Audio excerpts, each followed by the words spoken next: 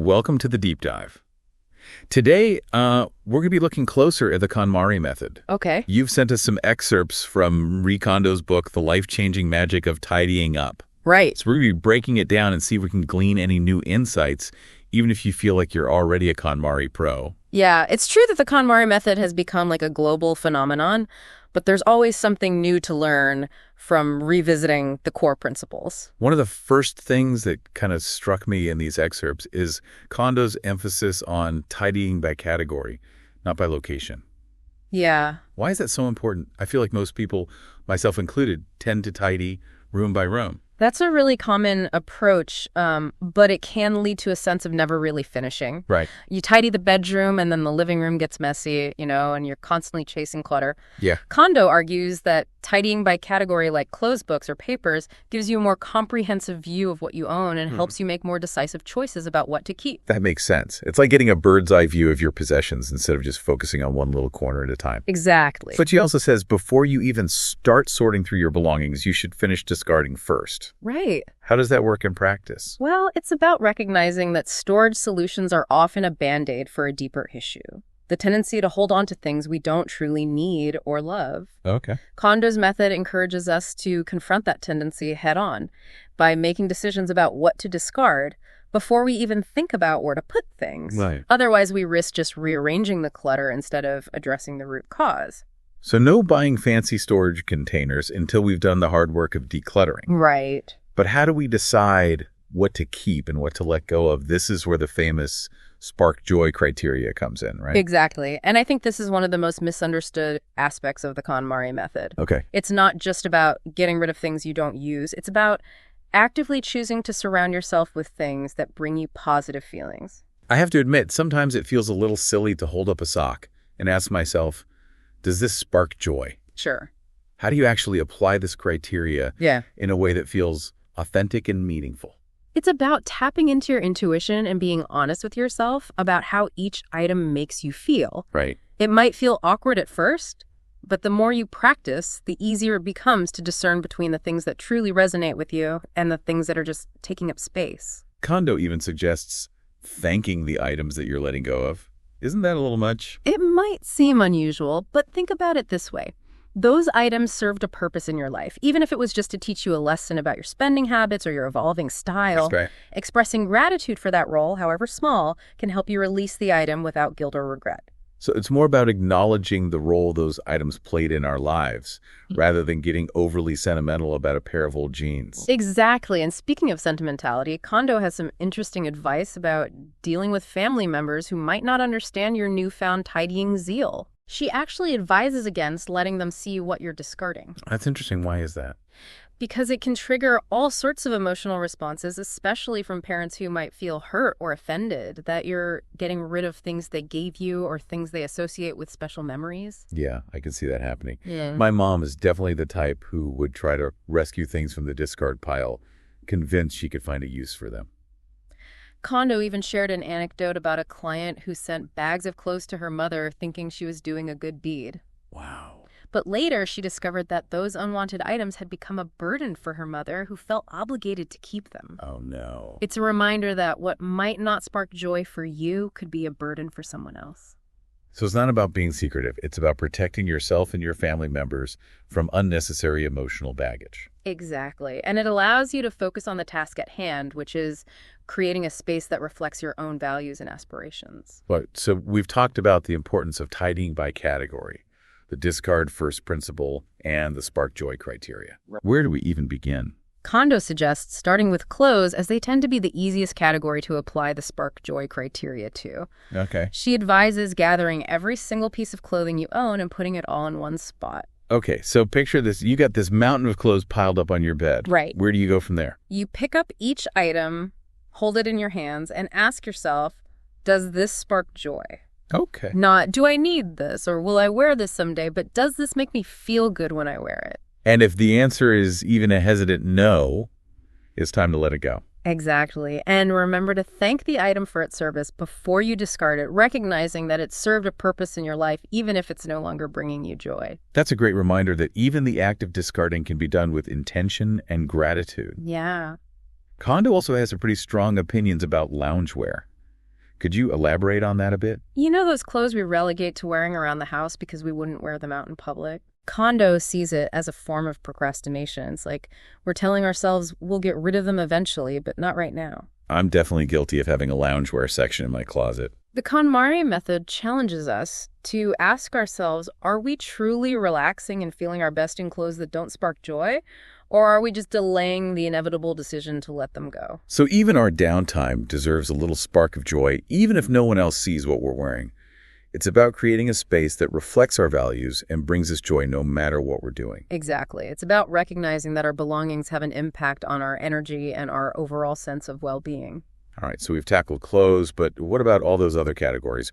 Books, papers, those miscellaneous items Kondo calls komono, and the often dreaded sentimental items. We'll definitely dive into those categories. Okay. But I think it's important to first master the art of applying the spark joy criteria to something like clothes before tackling those more challenging areas. That makes sense.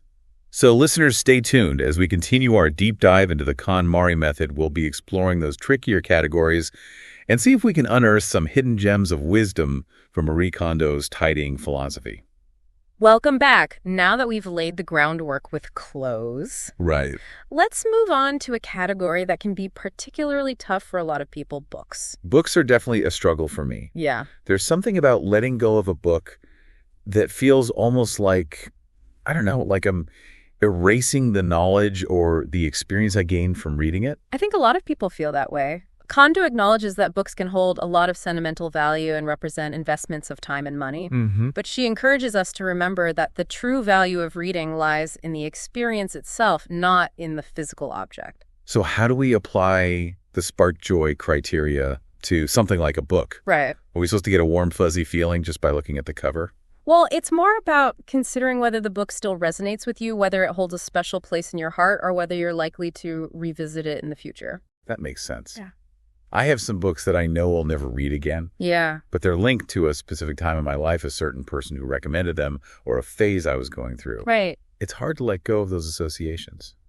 Kondo understands that sentimental value can play a role, but she encourages us to be honest with ourselves about whether we're truly cherishing the memory or simply clinging to the object. It's like the difference between keeping a cherished childhood photo and holding on to every single school assignment you ever completed. Exactly. Kondo encourages us to be selective and to focus on the items that truly spark joy, not the ones that are just weighing us down with guilt or obligation. Okay, so let's say we've gone through our books and made some tough decisions. What about all that paper clutter bills, receipts, old documents? It feels like that stuff just multiplies overnight. Paper clutter is a universal challenge, and Kondo's approach is surprisingly simple. Okay. Discard it all. Really, all of it? Wow. I feel like there must be some exceptions to that rule. Of course, there are essential documents that we need to keep for legal or financial purposes. Right. But Kondo encourages us to be ruthless with anything that doesn't fall into that category. So things like old bank statements, expired coupons, and those random instruction manuals for appliances we no longer own. Exactly. She argues that most of the papers we accumulate are either outdated, easily replaceable, or simply unnecessary. Okay. And holding on to them creates a sense of visual clutter that can be incredibly draining. It's true. I have a drawer that's basically a black hole for random papers. Oh, yeah. Every time I open it, I feel a sense of dread. Kondo's method challenges us to confront those sources of dread and to make conscious choices about what we allow into our spaces. Okay, I'm feeling inspired to tackle that paper monster. So we've sorted through our clothes, our books, and our papers. Right. What's next on the KonMari agenda? We're venturing into the realm of komono miscellaneous items. Okay. This is the catch-all category for everything from kitchen gadgets to bathroom supplies to those random knickknacks that seem to accumulate in every nook and cranny. Kimono sounds like the most overwhelming category of all. Yeah. Where do you even begin with all that stuff? Well, Kondo breaks it down into subcategories to make it more manageable. Okay.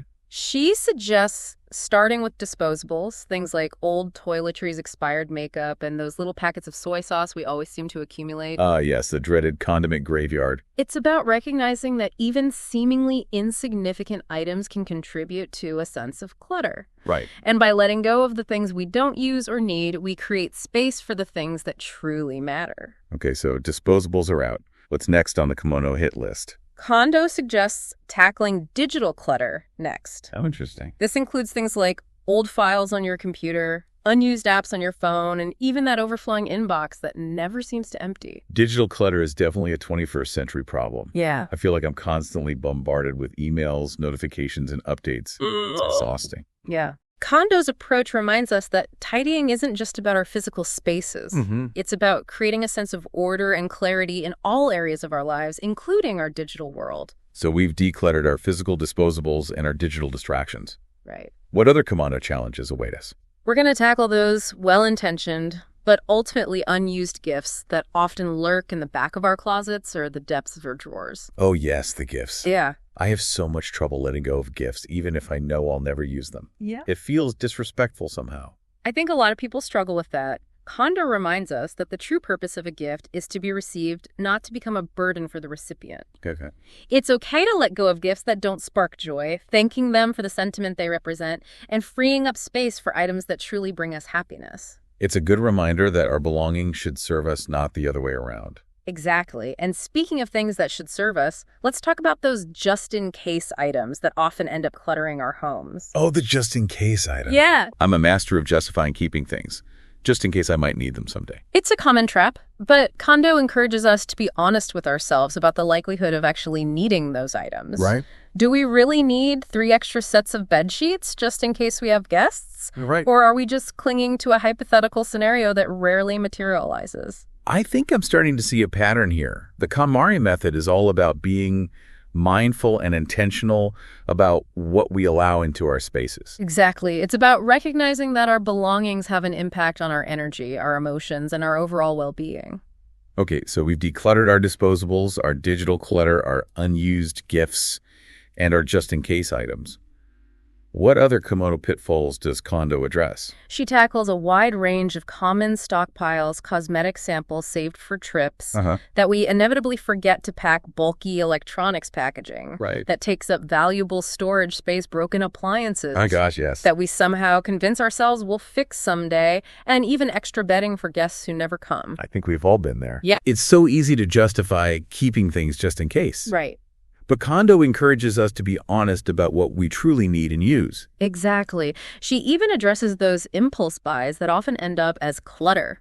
The latest health gadgets, trendy kitchen appliances, that stack of craft supplies for the hobby we never quite pursued. Oh, the craft supplies. Yeah. I'm totally guilty of that one. Ah. I have a whole box of yarn and knitting needles for that scarf I was going to make 3 years ago. Kondo reminds us that the excitement of the initial purchase was real. Right. And it's okay to acknowledge that without feeling obligated to keep the item forever. It's about letting go with gratitude, recognizing that those items served a purpose in our lives, even if it wasn't the purpose we originally intended. It's like giving ourselves permission to evolve and to let go of past versions of ourselves that no longer serve us. Precisely. And speaking of letting go, we've finally reached the most challenging category of all sentimental items. Ugh. This is where things can get really emotional. Sentimental items are definitely the hardest to declutter. They're so intertwined with our memories, our relationships, and our sense of identity. Right. How do we even begin to apply the spark joy criteria to something that evokes such strong emotions? It's important to remember that the goal isn't to erase those memories or to diminish their importance. Okay. It's about recognizing that the memories themselves are what truly matter, not the physical objects associated with them. So it's like acknowledging that the love we shared with the person exists independently of the gifts they gave us or the objects we associate with them. Exactly. Kondo encourages us to ask ourselves whether those items are truly honoring the memory or simply weighing us down with guilt, sadness, or a sense of obligation to hold on to the past. So how do we approach decluttering sentimental items in a way that feels respectful and authentic? It starts with understanding that letting go of a physical object doesn't diminish the value of the memory or the relationship it represents. It's about separating the emotion from the object. Exactly. And sometimes the act of letting go can be a way of honoring the memory in a new and more meaningful way. Kondo even tells the story of a client who discovered her passion for social work through the process of tidying. Wow. By letting go of things that no longer served her, she created space for new possibilities and aligned her belongings with her true aspirations. Wow, that's incredibly powerful. It shows that tidying isn't just about creating a tidy space. Yeah. It's about creating a space that reflects who we are and what we value. Precisely. And by consciously choosing what we keep, we're creating a space for the things and the experiences that truly spark joy. This has been such an insightful exploration of the KonMari method. Yeah. It's clear that it's not just about getting rid of stuff, but about creating a more mindful and intentional way of living. It really is. We'll be back after a short break to wrap up this deep dive and see what takeaways we can apply to our own lives. We're back. And I gotta say, this deep dive has really shifted my perspective on tidying. It's not just about aesthetics or organization. Right. It's about cultivating a deeper connection with ourselves and our belongings. Yeah, that's the heart of the KonMari method. It's not a set of rigid rules, it's a journey of self-discovery. And often that journey leads to some surprising discoveries about what truly sparks joy in our lives. Kondo mentions a client who had a collection of over 60 toothbrushes. I mean, who needs that many toothbrushes? Right. It's fascinating how we can accumulate things without even realizing it. It speaks to our tendency to hold on to things just in case, or out of a sense of obligation. The KonMari method challenges us to let go of that scarcity mindset and to embrace the abundance of what truly brings us joy. It's like we're making space not just in our homes, but also in our minds and our hearts. She also emphasizes the importance of treating our possessions with respect, even the everyday items. I love the image of her thanking her shoes for their hard work at the end of the day. It might seem a little unconventional, but it's about shifting our perspective. By acknowledging the role our belongings play in our lives, we cultivate a sense of gratitude and appreciation for the things that support us. It's like acknowledging that our belongings are part of our journey, not just things we own. Exactly, and when we treat our belongings with respect, we create a more harmonious relationship with our spaces and with ourselves. Speaking of harmony, one of the things that struck me about the KonMari method is the focus on creating a sense of peace and tranquility in our homes. Right. It's not about achieving some unattainable standard of perfection. It's about creating an environment that supports our well-being. Kondo believes that our physical spaces have a direct impact on our mental and emotional state. When our homes are cluttered and chaotic, it can create a sense of anxiety and overwhelm. But when our homes are tidy and organized, it can promote a sense of calm and clarity. It's like our homes become a reflection of our inner state. Precisely. And by consciously choosing what we keep, we're creating a space that supports our growth, our creativity, and our overall sense of joy. She also talks about the importance of visualizing your ideal lifestyle. How does that tie into the tidying process? Visualizing your ideal lifestyle helps you clarify your values and your aspirations. It gives you a clear picture of the life you want to create. And it can be incredibly motivating during the tidying process. When you're faced with a tough decision about whether to keep or discard something, you can ask yourself, does this item support the life I'm trying to create? It's like creating a roadmap for your tidying journey. Exactly. And it helps ensure that the choices you make are aligned with your deepest desires and your vision for the future. This deep dive has been so eye-opening. It's clear that the KonMari method is more than just a cleaning technique. It's a philosophy, a way of life. It really is. It's about cultivating mindfulness, intentionality, and gratitude in all areas of our lives. And it's about recognizing that our belongings can be powerful tools for self-discovery and transformation. So if you're feeling overwhelmed by clutter or just looking for a way to simplify your life and create a space that truly sparks joy, we encourage you to give the KonMari method a try. Who knows what hidden treasures you might discover along the way. Thanks for joining us on this deep dive into the KonMari method. We hope you've gained some valuable insights and perhaps even a little spark of joy along the way. Until next time.